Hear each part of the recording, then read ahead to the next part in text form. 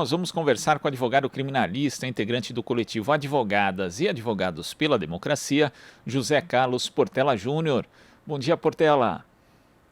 Olá, Glauco. Bom dia, ouvintes. Portela, ontem o ministro do Supremo Tribunal Federal, Alexandre de Moraes, afirmou que o indulto individual concedido pelo presidente Jair Bolsonaro ao deputado Daniel Silveira não afasta a inelegibilidade decorrente da condenação que foi imposta ao parlamentar pela Suprema Corte. Essa foi a primeira manifestação do magistrado nos autos da ação penal desde o julgamento do deputado na quarta e também desde o perdão concedido por Jair Bolsonaro. Como é que você vê essa consideração do ministro Alexandre de Moraes e esse imbróglio todo em torno dessa graça concedida por Bolsonaro a Daniel Silveira? Portela? É mais um capítulo desse embate, né, do Bolsonaro com a Suprema Corte, porque o Bolsonaro ele precisa criar esse atrito, né, entre o executivo e o judiciário para justificar, inclusive, tomadas de decisões que são contra o ambiente democrático, os fundamentos da República Brasileira. Então, para que ele ganhe apoio de um setor do público, né, acerca dessas medidas que ele toma, ele precisa criar esse factoide, né, esse inimigo, que seria o STF, que impede que o Bolsonaro governe, que defende condenados da Lava Jato, que acabou com a Lava Jato, que atacou as supostas medidas que o Bolsonaro gostaria de tomar durante a pandemia, né? Então, sempre o STF é colocado na berlinda, atraindo, então, o ódio, né, de um setor da opinião pública contra o STF, a partir desse discurso de colocar o STF como o inimigo da nação. E o STF, de certa forma, permitiu que isso acontecesse, né? Se tivesse tomado medidas lá atrás, no passado, mais incisivas contra figuras deletérias da política, como Bolsonaro, como Witzel, como Daniel Silveira lá atrás, né, quando esse ex-PM estava ascendendo na política, né? Só que o STF, quando resolveu fazer algo contra esse pessoal, já era tarde demais, né? Bom, vamos lembrar que o Bolsonaro defendeu a tortura no Congresso Nacional, quando era deputado, durante a votação da retirada da Dilma do poder, né? Na época do golpe, 2016, o Bolsonaro fez uma saudação ao torturador Ustra e o STF não viu problema nenhum, nada fez. E aí os fascistas começaram nessa escalada de um discurso cada vez mais violento, cada vez mais antidemocrático, e o STF acabou se tornando o próprio alvo desse pessoal, né? Então, o Bolsonaro ele se sente bastante confortável em fazer isso, porque isso atrai um apoio significativo de uma parcela da população e também faz com que a gente tire, né, do foco algumas questões que estão incomodando o Bolsonaro, como essas denúncias de corrupção que estão pululando por tudo quanto é canto no seu governo, né, com pastores corruptos, participando de tramóias dentro do MEC, corrupção nas Forças Armadas, enfim. Então, isso também auxilia o Bolsonaro para tirar um pouco do foco da mídia e da opinião pública sobre essas denúncias. E aí o STF, claro, vai dar essa resposta ao Bolsonaro, meio que mostrando que está disposto a fazer essa luta, né, entre os poderes, dizendo aqui você não avança, né? Você tem os seus poderes de presidente da República, mas no nosso terreno do STF você não avança. E com essa condenação do Daniel Silveira, pode-se anunciar aí talvez condenações futuras de outros bolsonaristas mais ideológicos, assim, né, que são os defensores com bastante bem aguerridos da ideologia bolsonarista, né? Então, por exemplo, tem o Alan dos Santos também, que está no radar do STF e que pode ser condenado pelo STF também como uma demonstração de força com o Bolsonaro, para ver quanto que o Bolsonaro vai para cima do STF ou recuaria, né, diante de uma nova condenação. Então, acho que esse próximo período aí vai ser bastante conturbado, porque nós estamos entrando no período próximo das eleições, o Bolsonaro, claro, tem interesse em se reeleger e precisa ganhar mais apoio dessas hostes fascistas. E ele ganha muito apoio ao fazer essa disputa com o Supremo Tribunal Federal. Agora, também cabe ao STF tomar medidas mais incisivas contra o próprio Bolsonaro, né? Porque até então nós temos visto medidas mais contra os seus apoiadores, mas contra o Bolsonaro ainda nada se faz. Bom, nós temos um PGR que é amigo do Bolsonaro, um vassalo do Bolsonaro, que arquiva todas as representações criminais que são apresentadas contra o Bolsonaro, e até o momento, então, o STF fica a depender da vontade do PGR. Mas, com o avançar dessa disputa, acho que nós deveremos esperar aí uma postura talvez um pouco mais pesada do STF em relação ao próprio Bolsonaro. Inclusive, Portela, quando você lembra que Bolsonaro já poderia ter sido punido lá atrás pelo próprio Supremo Tribunal Federal, nessa ocasião mesmo do voto dele em que ele fez a apologia da tortura, elogiou a tortura e elogiou um torturador no processo de impeachment da ex-presidenta Dilma Rousseff, foram impetradas duas representações pela OAB do Rio de Janeiro, que à época era presidida pelo Felipe Santa Cruz, uma para a Câmara dos Deputados e outra a Procuradoria-Geral da República, ambas ali falando não só da quebra do decoro parlamentar, mas como do cometimento de crime mesmo, segundo a nossa legislação, e nenhuma das duas acabou prosperando. Mas isso também não é simbólico, Portela, porque hoje e na pandemia, a gente precisa ser justo também, o STF conseguiu reagir de certa forma, às ameaças institucionais mesmo, feitas por Jair Bolsonaro, mas o Legislativo não. Inclusive, hoje mesmo, né, a gente tem aí o presidente da Câmara e o presidente do Senado fazendo ali, simplesmente lavando as mãos em relação à questão do perdão concedido ao Daniel Silveira e também a outros atos antidemocráticos por parte do presidente e de seus apoiadores. Uma reação hoje do STF diante das recorrentes ameaças de ruptura institucional não fica insuficiente sem o apoio também, sem uma postura no mínimo similar do Legislativo, Portela? Exatamente, né? Porque, bom, nós temos um Congresso que está refém do Bolsonaro, né? O tal do Centrão tomou conta do Legislativo. Bom, e pensando que também o Bolsonaro, né, veio desse lodo que nós chamamos de Centrão, né, que se vende por qualquer merreca para atender interesses próprios, né, interesses de classe. Então, esse Centrão está surfando na onda do governo Bolsonaro, né, e o governo Bolsonaro, obviamente, se aproveita dessa aliança para tocar o terror contra a população.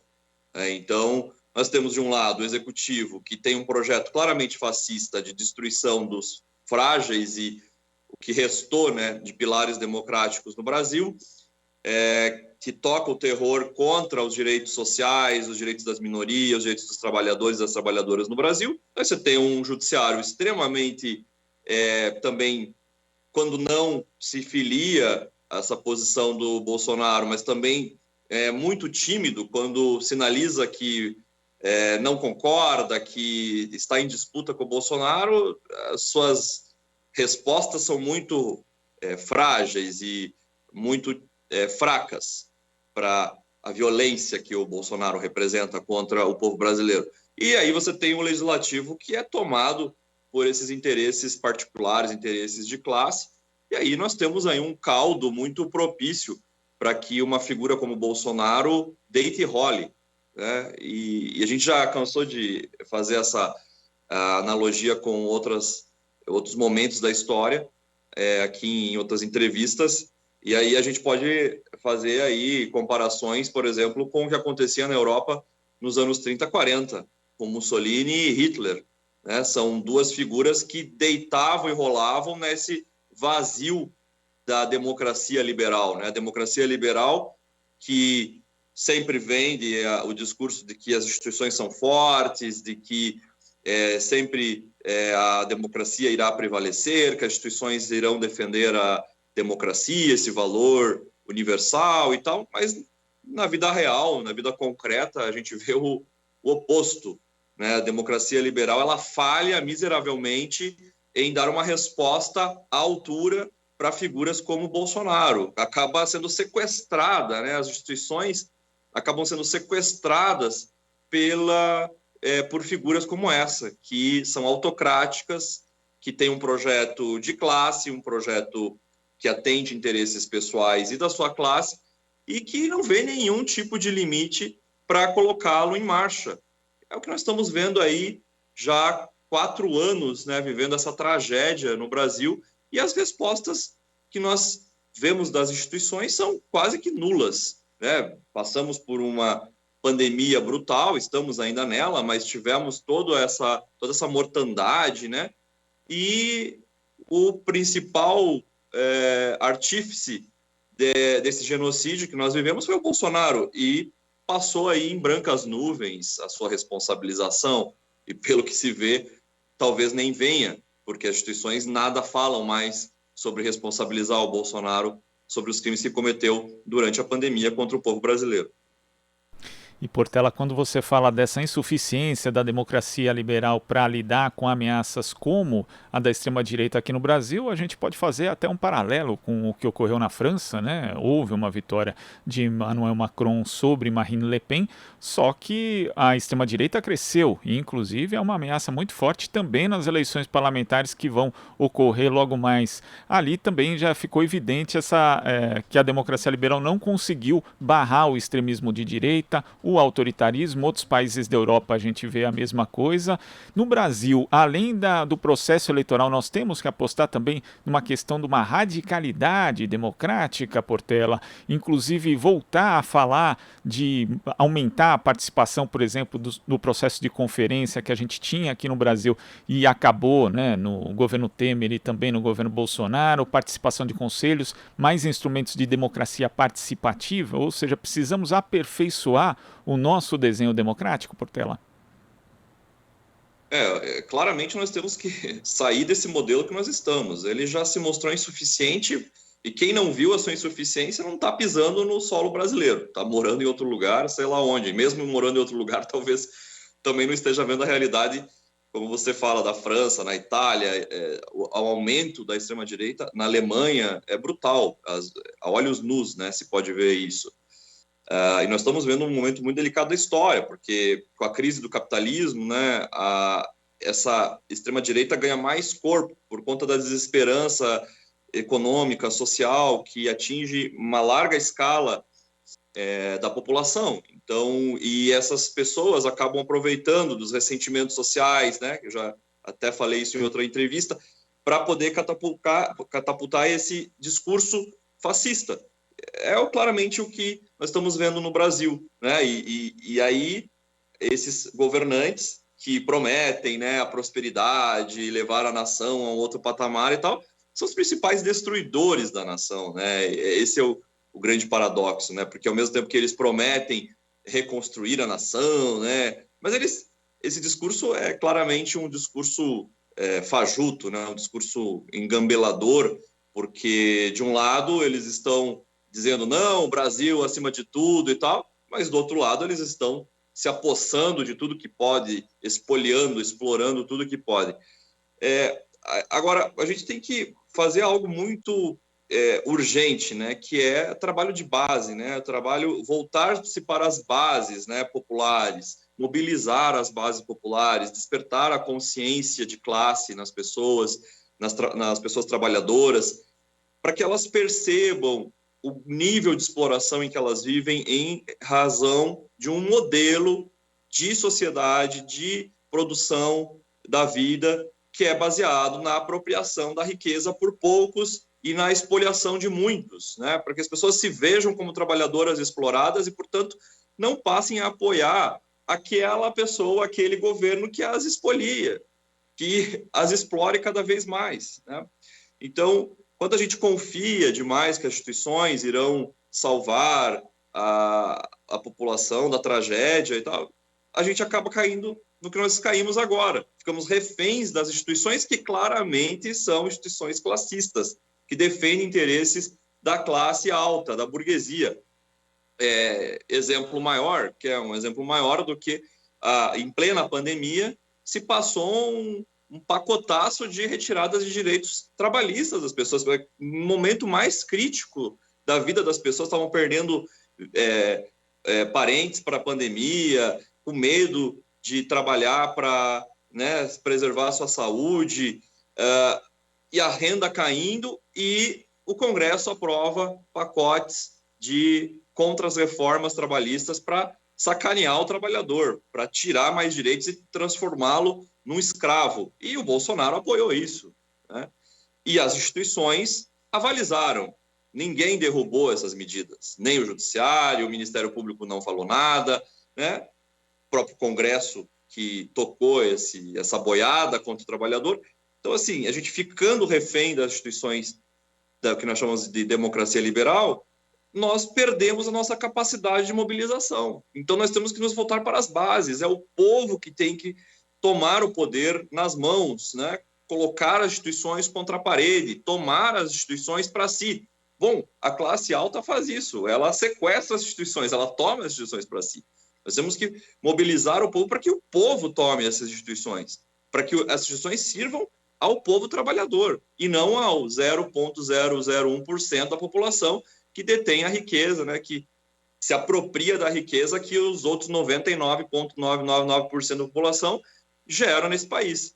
Então, esse é o grande desafio que nós temos para essa quadra histórica, é como faremos para mobilizar a classe trabalhadora nas bases, né? Essa é a grande tarefa da esquerda, que nós relegamos a terceiro, quarto plano no último período. Acabamos não fazendo esse trabalho com mais afinco, como fazíamos no passado, e aí estamos pagando o preço, né? A população, uma grande parcela da população, da classe trabalhadora, ficou à deriva, e aí foi sequestrada pelo discurso fascista da extrema-direita. E em termos de conscientização e de retorno a esse trabalho de base que você menciona, Portela, temos uma iniciativa que pode ser bastante interessante, que é a constituição dos comitês populares de luta, né? Diversas entidades, movimentos sociais populares estão organizando esses comitês justamente para trazer essa discussão. E segundo muitos organizadores, não é só uma questão que vai se reduzir ali ao processo eleitoral, mas para ser contínua. E isso é necessário, né, Portela? A gente discutir a política, e a política com P maiúsculo, não só aquela restrita ao campo institucional, ao campo da política partidária, mas aquela que faz parte do dia a dia das pessoas e que muitas vezes a pessoa nem faz uma conexão, né? Por exemplo, do aumento do preço da gasolina com uma vontade política do governo, o aumento do preço da cesta básica com a falta de uma política de estoques reguladores. Tudo é política na prática. É preciso, primeiro, combater a tal da antipolítica e trazer esse tipo de discussão para as pessoas no seu dia a dia, Portela. Essa antipolítica, esse discurso contra a política que os fascistas gostam tanto de acenar, né? Ele serve a interesses de classe, de interesses da burguesia, da elite, para que as pessoas tenham ódio da política e não se apropriem do seu próprio destino, como coletividade, como nação, como povo, né? Deixa na mão de tecnocratas, de militares, de pessoas de terno e gravata que iriam conduzir o nosso destino ao progresso. Nós estamos vendo no que dá isso, né? Então, a gente tem que incentivar essa mobilização pela construção do poder popular, né? Não à toa se tenta de toda forma, mas não consegue derrubar, por exemplo, o regime socialista em Cuba, acabar com a Revolução Bolivariana na Venezuela, na Bolívia, e não se consegue. Por quê? Porque o povo está nas ruas, o povo está nos locais de debate, construindo a política coletivamente, né, através de coletivos, através de comitês de participação popular, defendendo aquilo que lhe toca. Ninguém vai chegar ali e vai destruir aquilo para impor um projeto antipovo, porque o povo está atento, o povo não vai deixar. E aí, por isso que a mídia comercial demoniza Cuba, Venezuela, Bolívia, porque ao demonizar esses projetos políticos, estão demonizando o povo, em última análise, e dizendo em alto bom som, vocês não têm capacidade de decidir nada, né? Quem tem capacidade de decidir são os engravatados, com pastinha embaixo da FMI, né, que vem do exterior, dos Estados Unidos, fez formação lá fora, agora vem para cá, né? É um ex-juiz, é um ex-militar, esses têm capacidade de gestão. O povo não sabe de nada, é isso que se vende na mídia comercial. Nós temos que combater isso, mostrar para o povo que o povo tem capacidade, sim, né? O povo construiu, por exemplo, a União Soviética, que foi uma das grandes experiências da classe trabalhadora. O povo constrói a Revolução Socialista em Cuba, para citar outros exemplos aí, Venezuela, Bolívia. Então, a gente tem que... O Chile, né? Foi a rebelião popular que levou ao soterramento do regime pinochetista, que estava vigorando até hoje com a Constituição lá dos anos 90 no Chile. Então, o povo tem capacidade, sim, e quando se une, quando se mobiliza, não tem quem o pare, né? Esse é o grande medo da burguesia, e por isso que tomam todas as medidas preventivas para que a população não se contraponha a esse regime de espoliação. Portela, queria agradecer a sua participação aqui no Jornal Brasil Atual de hoje. Muito obrigado, até a próxima. Eu lhe agradeço, até a próxima, boa semana. Boa semana. Conversamos aqui com o advogado criminalista, integrante do coletivo Advogadas e Advogados pela Democracia, José Carlos Portela Júnior. Você está ouvindo Jornal Brasil Atual. As notícias que os outros não dão.